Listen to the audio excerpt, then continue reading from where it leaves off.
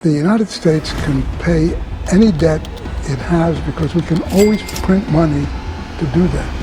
So there is zero probability. At what age did you yourself become a millionaire? I got the idea to start Amazon 16 years ago. We're expecting to do just over 100 million this year. Are you kind of half telling me though that you're not in it for the money? Whoa, money's trash, and I don't have any. So it's like, I want money. जरा ध्यान से देखो अपने आसपास, इससे कोई फर्क नहीं पड़ता चाहे तुम कौन हो, कहाँ से हो या फिर कैसी जिंदगी जीते हो। चाहे अब कोई न्यूयॉर्क जैसे शहर में रह रहा हो या फिर कोई भारत के एक छोटे से गांव में, एक चीज है जो हम सबको एक साथ जोड़कर रखती है, पैसा।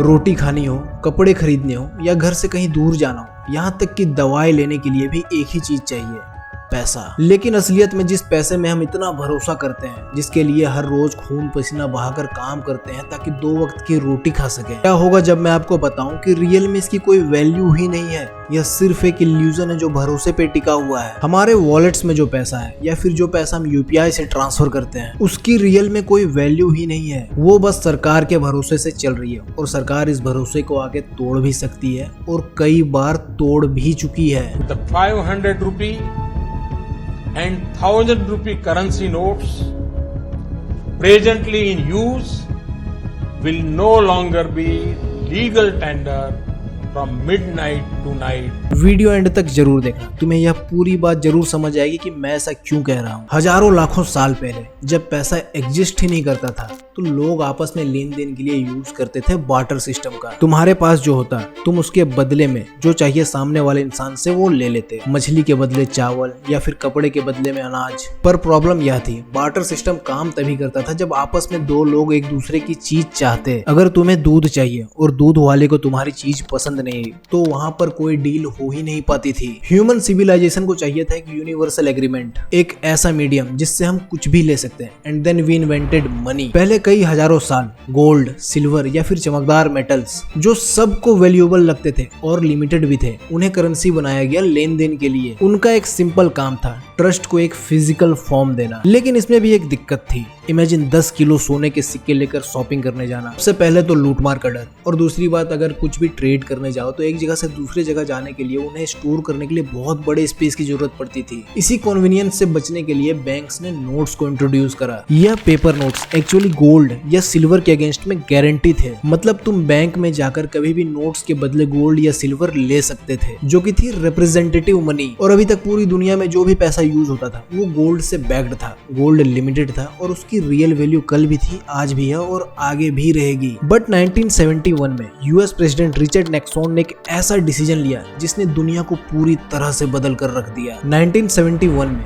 यूएस प्रेसिडेंट ने गोल्ड स्टैंडर्ड ही खत्म कर दिया। मतलब अब नोट्स के पीछे कोई सोना नहीं था। सरकार अपनी मर्जी से पैसा छाप सकती थी। वर्ल्ड वॉर 2 में नुकसान और चलते वियतनाम वॉर के कारण यूएस के पास गोल्ड कम हो रहा था और पूरी दुनिया अपनी डॉलर होल्डिंग्स को छोड़ अपना गोल्ड वापस ले रही थी। यूएस का डेप्थ ज्यादा हो रहा था और उसे वियतनाम वॉर जैसे बिग एक्सपेंसेस भी फंड करने थे। तो उन्होंने गोल्ड की लिमिटेशंस ही हटा दी ताकि वो ज्यादा नोट्स छापकर अपनी इकोनॉमी को कंट्रोल कर सके और दुनिया पर अपना दबदबा कायम रखे। और यूएस को कहीं ना कहीं डर था, अगर वो गोल्ड स्टैंडर्ड को कंटिन्यू रखते तो पूरी दुनिया से डॉलर का दबदबा खत्म हो जाता और यूएस में रिसेशन यानी कि भुखमरी तक आ सकती थी। अब करेंसी से गोल्ड का कनेक्शन जैसे हटा, उसके बाद से शुरू हुई फिएट मनी। मतलब अब नोट्स गोल्ड बैकिंग से नहीं, गवर्नमेंट के सिर्फ प्रॉमिस से चलने लगे। एक पेपर जिसके पीछे सिर्फ सरकार का भरोसा है और कुछ भी नहीं। भारत ने भी 1978 के आसपास रिप्रेजेंटेटिव करेंसी को छोड़कर फिएट सिस्टम को अडॉप्ट किया। अब जब पैसा किसी एसेट से बैक्ड ही नहीं था, गवर्नमेंट ने बेहिसाब पैसे छापने शुरू कर दिए। वॉर को फंड करना हो या फिर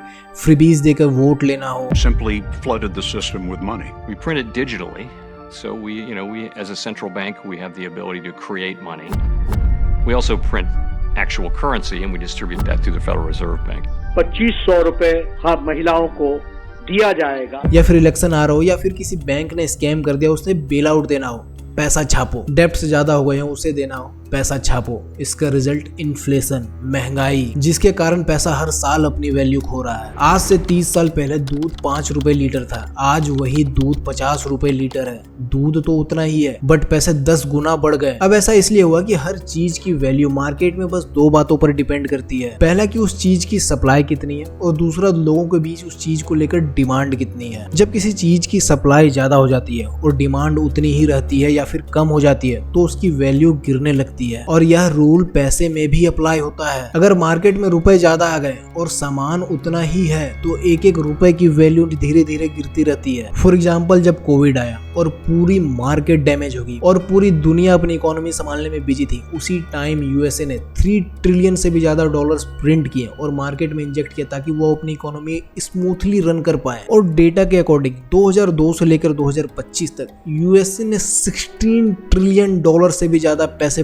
प्रिंट कर मार्केट में इंजेक्ट कर चुका है, जिसके पीछे ना कोई गोल्ड से बैकिंग है ना कोई रियल एसेट से, सिर्फ गवर्नमेंट के प्रॉमिस से। पर जब यह सिस्टम किसी गवर्नमेंट ने सही से नहीं संभाला तो होती है बर्बादी। जिम्बाब्वे गवर्नमेंट ने वॉर और लैंड रिफॉर्म्स के लिए नोट छापा। आप विश्वास नहीं करोगे, 2008 तक एक पीस ऑफ ब्रेड लेने के लिए करोड़ों करोड़ों रुपए के नोट छापे गए थे। जर्मनी ने वर्ल्ड वॉर 1 के बाद वॉर डेप्ट कवर करने के लिए पैसा छापा और बात यहाँ तक आ गई कि लोग पैसे को एज ए वॉलपेपर दीवार में यूज कर रहे थे। अब तक आप समझ गए होंगे आपके वॉलेट में जो पैसा है उसकी वैल्यू एक्चुअली डिपेंड करती है गवर्नमेंट की पॉलिसीज और इकोनॉमिक रिफॉर्म्स पर। आपके पास करोड़ों करोड़ों में रुपए हो और कल जाके गवर्नमेंट का यह सिस्टम कोलैप्स कर जाता है तो वो करोड़ों करोड़ों रुपए कोई काम के नहीं। इसलिए बड़े बुजुर्ग कहा गए हैं, पैसे कभी बचा कर नहीं रखने चाहिए, इसे हमेशा इन्वेस्ट करते रहना चाहिए, चाहे गोल्ड हो, सिल्वर हो, रियल एस्टेट या फिर उनकी जिनकी रियल में कोई वैल्यू होती है। और गवर्नमेंट के इन्हीं करप्शन से बचने के लिए हमें एक ऐसा टूल चाहिए था जो गवर्नमेंट के कंट्रोल से बाहर हो, और तभी हमारे सामने आया bitcoin.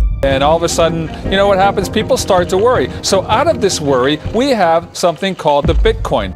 Bitcoin is worthless artificial gold.